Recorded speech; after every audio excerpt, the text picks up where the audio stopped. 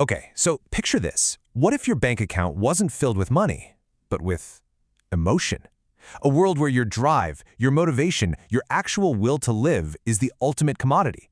Today, we are diving into this fascinating and, let's be honest, kind of terrifying concept called the sentiment exchange. It's a story that takes our modern obsession with monetizing literally everything, from social media likes to employee wellness, and just pushes it to its most chilling conclusion. So in this world, the entire global economy runs on something called vitality credits, or VC. And the system is simple, but it's also brutal.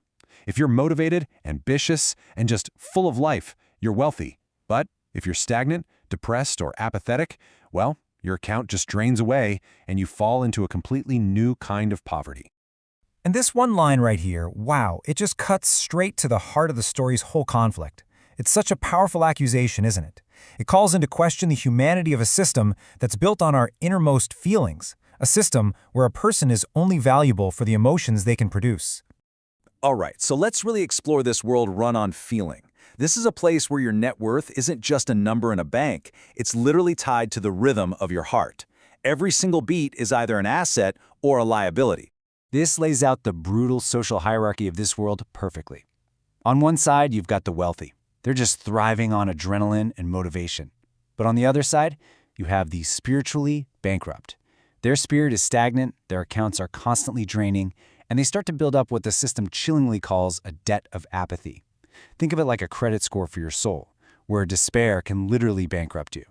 And this is where our protagonist, Silas Vane, comes in. You see, he used to be at the absolute top of this system. He was a master trader they called the king of the pulse. But after a catastrophic crash, both financially and emotionally, he finds himself on the complete other side of the tracks, just crushed by his own massive debt of apathy. So to survive, Silas is forced into this new, incredibly high-stakes job. He becomes a broker, but he's not trading stocks or bonds. No. In this world, the most valuable thing you can find is hope, and his new job is to literally collect resilience itself. And this is where it gets really crazy. Look at his contract. His job as a stoker is to find people on the absolute brink of giving up and somehow motivate them to keep living. His employer, Axiom Recovery, then takes a staggering 40% cut of their future vitality. Now, if he succeeds, he gets commission. But if he fails, his own cardiac regulator just shuts down. So it's not just a job, it is a literal death sentence if he can't perform. His new assignment is a woman named Maya. She's a brilliant architect who is completely checked out from this whole transactional world. She is hovering dangerously close to what they call the flat line. That's the point of total emotional bankruptcy, where a person's will to live just stops registering at all. But Maya is different, and through her, Silas starts to discover a really devastating truth. The system's entire formula for hope, it's a lie. Real motivation, you see, it can't be bought or sold. The currency of the human spirit runs so much deeper than any algorithm could ever calculate. Silas, of course, tries all the standard tricks from the corporate playbook. He offers her immense wealth in vitality credits. He uses these neural links to simulate joy. He promises her fame, recognition, the whole shebang. It's a formula that's designed to spark a pulse in anyone, kind of like a soulless corporate wellness program on steroids. But Maya sees right through all of it.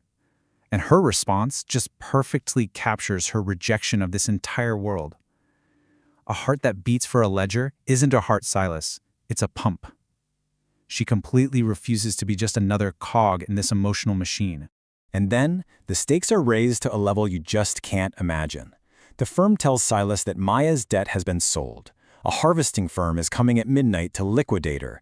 And yeah, that means exactly what you think it means. They're going to extract her organs, which are now considered more valuable than her spirit. And as if that's not enough, at the exact same time, Silas checks his own monitor. He has 6 hours of vitality left to live. His life is now completely and fatally tied to hers. So, what does he do? Silas just drops the act. He completely abandons the corporate script and tells her the truth, that he's a failure, that he's terrified, and that he's only there to save his own skin. And for the very first time, something incredible happens. Her heart rate registers a tiny little blip. Not from the promise of wealth or fame, but from a moment of raw, human connection. This all leads to the story's climax, the zero-sum jump. It's an act so selfless, so completely against the system's whole logic of self-interest, that no algorithm could have ever seen it coming. It's this act of pure humanity right in the algorithm's blind spot.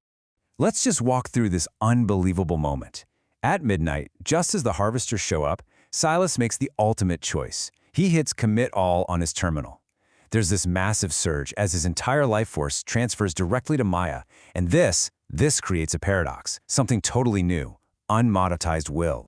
So what is unmonetized will? Well, it's a moral shockwave. It's the energy that's created by a truly selfless act, a kind of human power so profound that the sentiment exchange can't measure it, it can't track it, and it sure as heck can't tax it. It completely breaks the entire system.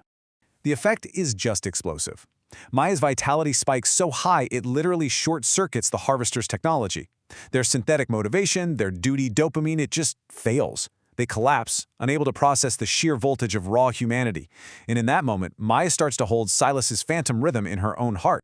And this incredible act, it gives birth to a whole new kind of currency, resonance. It's built on a principle the old world could never even comprehend. You can't tax a gift, and you can't harvest a sacrifice.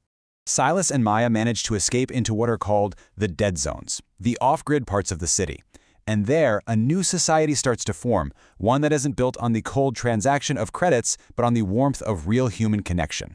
This new currency, resonance, is the act of linking pulses. It's a community actually coming together to literally carry the heartbeat for someone in despair until they're strong enough to find their own rhythm again. It's empathy as an economic force. It's beautiful, really. And this brings us right back to Silas. By every single metric of the old world, he is completely and utterly bankrupt. He has no credits, no status, no future. And yet, his heart now beats with a strength that's real. It's unborrowed, and it's more valuable than anything on the exchange. So when Maya asks him how he feels, his answer just redefines the very meaning of wealth in this new world.